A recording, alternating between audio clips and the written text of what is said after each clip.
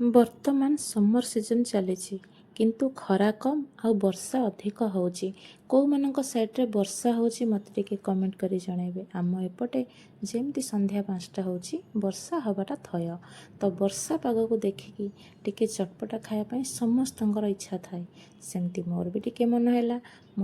ସେଥିପାଇଁ ମୁଁ ଏଠି ଟମାଟୋ ଆଉ ପିଆଜକୁ ଛୋଟ ଛୋଟ କରି କାଟି ନେଲି।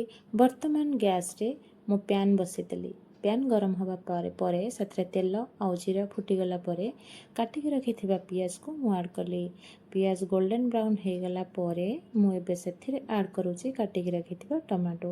ଏବେ ମୁଁ ସେଥିରେ ଆଡ଼୍ କରୁଛି ଲୁଣ, କାହିଁକି ନା ଯାହା ବି ପିଆଜ ଆଉ ଯେଉଁ ଟମାଟୋ ଆମେ ପକାଇଲେ ସେସବୁ ଜଲ୍ଦି ସଫ୍ଟ ହୋଇଯିବ ଆଉ ଯାହା ବି ପାଣି ଥିବ ସେସବୁ ବାହାରିଯିବ। ଏବେ ମୁଁ ସେଥିରେ ଆଡ଼୍ କରୁଛି ଲଙ୍କା ଗୁଣ୍ଡ, ଧନିଆ ଗୁଣ୍ଡ ଆଉ ଗରମ ମସଲା।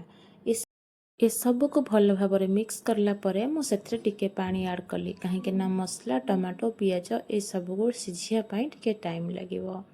ମୁଁ ଏବେ ସିଝେଇକି ରଖିଥିଲି ଆଳୁ, ସେ ଆଳୁକୁ ଭଲ ଭାବରେ ମୁଁ ଚକଟି ନେଉଛି।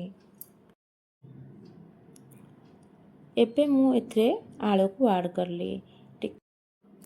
ଆଳୁକୁ ଭଲ ଭାବରେ ଏବେ କଷି ନେବା। ଏ ଆଇଟମ୍ଟି ସତରେ ବହୁତ ହି ବଢ଼ିଆ ଲାଗିବ ଖାଇବା ପାଇଁ। ଥରେ ଆପଣମାନେ ଟ୍ରାଏ କରନ୍ତୁ, ଦେଖିବେ ବହୁତ ହି ବଢ଼ିଆ ଲାଗିବ। ଆଳୁ କଷିବା ଭିତରେ ଆପଣମାନେ ମୋ ଚ୍ୟାନେଲକୁ ପ୍ଲିଜ୍ ସବସ୍କ୍ରାଇବ୍ କରିଦେବେ, ଲାଇକ୍ କରିଦେବେ ଆଉ ସେୟାର କରିଦେବେ।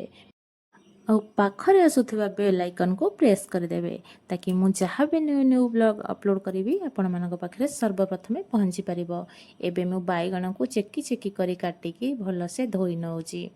ଏବେ ମୁଁ ଏଥିରେ ନେଉଛି ବେସନ ଆପଣ ବାଇଗଣର କ୍ୱାଣ୍ଟିଟି ଦେଖିକି ସେହି ହିସାବରେ ବେସନ ନେବେ। ଏବେ ମୁଁ ନେଉଛି ଖାଇବା ସୋଢ଼ା।